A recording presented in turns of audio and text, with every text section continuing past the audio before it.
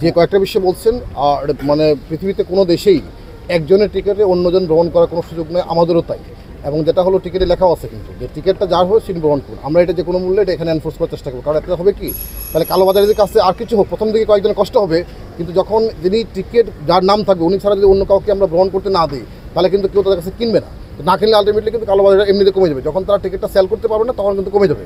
এটাতে হয়তো প্রথম দিন কয়েকদিন এমন হবে যে টিকিট একজন নিয়ে আসে যাত্রী, তাকে আমরা ফেরাই দেবো, এটা হতে পারে। বাট আমরা এই মেজারটা এখানে নিব যাতে কোনোভাবেই ওই কালোবাজারের টিকিটটা বিক্রি করতে না পারে, কারণ ও যখন বিক্রি করতে পারবে না তখন কিন্তু সে আর এটা কিনবে না, কালোবাজারি করতে পারবে না। সুতরাং আমরা এটা আপনাদের মাধ্যমে জানাতে চাই যে টিকিটটা কেউ কালোবাজার থেকে কিনবেন না। এবং আমরা এটা ইমিডিয়েটলি একটা মেজার আমরা প্ল্যান করে এখানে এনফোর্সমেন্ট করবো, যাতে করে টিকিট যেন এনআইডি কার্ড ছাড়া এবং পরিচয়পত্র ছাড়া কোনোভাবেই যেন টিকিট আজ থেকে গ্রহণ করতে না পারে, সেটা আমরা এনশিওর করবো। আমি মনে করি এইটা করতে পারলে হয়তো অনেকটা এখানে কালোবাজারি কমবে, একটা বিষয়। সেকেন্ডলি যেটা বলছেন যে আপনার ধরেন এই যে উচ্ছেদের বিষয় যেটা অবৈধ স্থাপন আছে, এটা আমরা প্ল্যান করছি, আমরা আশা করছি 1-2 সপ্তাহের মধ্যে এটা আমরা উচ্ছেদ করে দেবো।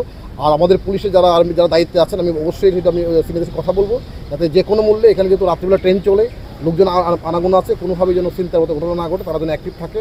আপনি যারা বলছেন আমি হয়তো আজকে আসছি বলে হয়তো তারা অ্যাক্টিভ আছে, বাট আমি ফ্রিকোয়েন্টলি আসবো এবং নানাভাবে খবর নেবো যে আসলে অবস্থা হচ্ছে কি। কারণ এখন যেহেতু ঢাকা সিলেট হাইওয়ে কাজ চলছে, ফলে প্রচুর সংখ্যক মানুষ দিনে এবং রাত্রে হচ্ছে রেল লাইন ব্যবহার করে, ট্রেন ব্যবহার করে। সুতরাং তারা যেন নিশ্চিতে নিরাপদে তারা যেন রেলওয়ে গ্রহণ করতে পারে, সেটা মানে নিশ্চিত করা আমাদের সকলের দায়িত্ব। তো আমরা অবশ্যই চেষ্টা করি। আমরা এটা একটা প্ল্যান করবো, প্ল্যান করে আমরা বলে দেবো যেমন এই তারিখ থেকে যারা আসবেন তারা নিজের টিকিট ছাড়া অন্য কারণ করবেন না, যাতে লোকজন একটু একশো টাকাতে এটা প্ল্যান করতে পারে যে এই তারিখ থেকে যে আমি গ্রহণ করলে কিন্তু আমার টিকিট আমাকে করতে হবে, এনআরসি সাথে মিলতে হবে।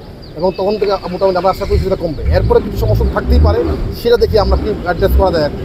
এখন সমস্যাটা হচ্ছে আপনি সবগুলো প্রবলেম কিন্তু একবারে সলভ করতে পারবেন না। মানে আপনি ধরেন এখন যদি আমি ওই যে বয়স্ক মানুষের জন্য যদি ছাড় দেওয়ার চেষ্টা করি, তাহলে কিন্তু এখানে কালোবাজারের সুযোগ পাবে। তো আমি মনে করি যে এটা ঠিক আছে, কারো যদি স্পেসিফিক সমস্যা হয় সেটা অন্য কোনোভাবে এটা সমাধান করা যায়, সেটা আমরা দেখবো এটা।